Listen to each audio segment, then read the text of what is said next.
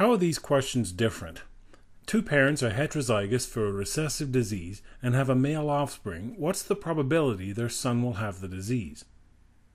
And two parents are heterozygous for a recessive disease. What's the probability they have a son with the disease?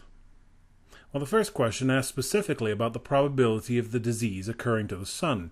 The second question asks about the probability of the next offspring being a son rather than a daughter and having a disease. For the second question, we have two probabilities: the 50-50 chance their next kid is a son and the probability of the disease itself. We combine the probabilities by multiplying them together. If the chance for having a disease is 0.5 and the chance for having a son is 0.5, then 0.5 times 0.5 is 0.25. The chance their next offspring will be a son with the disease. Combining two probabilities is an example of a dihybrid cross. A monohybrid cross only considers one gene position. A dihybrid cross considers two. When Mendel performed dihybrid crosses on his pea plants, he was fortunate each trait he observed was controlled by genes on different chromosomes. We'll see how significant this point is later, but for now we'll make some generalizations. The laws that apply for single trait inheritance also apply to double trait or dihybrid inheritance. We could also take the two traits, say plant height and seed color, and treat them separately, and then combine their probabilities at the end. The alleles for different characteristics found on different chromosomes assort independently, and so the expression for one characteristic is independent of the expression of the other. The law of independent assortment basically states that the arrangement of homologous pairs along the equatorial plate during metaphase 1 of meiosis 1 is random, and that one chromosome arrangement is not affected by neighboring chromosome arrangements. In this diploid organism, the two homologous pairs are shown so that the paternal chromosomes, say the blue ones, are pointing to one pole of the cell, while both maternal chromosomes are facing the other pole. The result will be haploid daughter cells, half of which will have only paternal chromosomes, the other half will have only maternal chromosomes. But if the chromosomes should align differently along the equatorial plate, then a different combination of chromosomes appear in the daughter haploid cells. During meiosis and the development of sex cells, all combinations are possible. In this combination of chromosomes, one chromosome pair is heterozygous for plant height. Phenotypically, it will be tall. The other chromosome pair, the genotype, is heterozygous for seed color, phenotypically green. The genotype for this cell is big T, big G, little g. After segregation, the haploid cells will be either big T, big G, or little t, little g.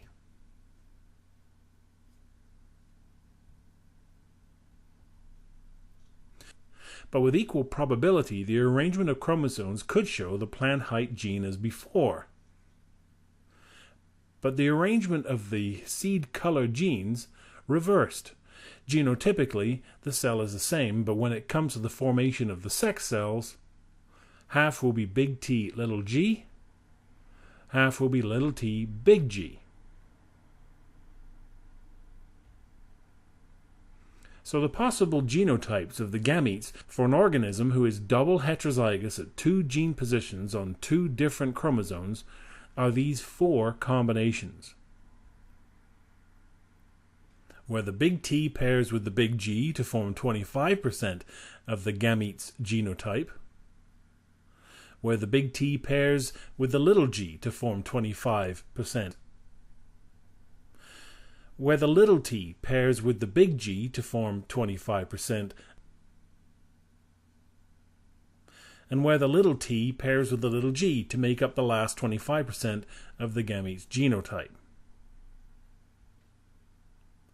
By way of an example, a true breeding tall green-seeded plant, double homozygous dominant, is crossed with a true breeding short yellow-seeded plant, double homozygous recessive.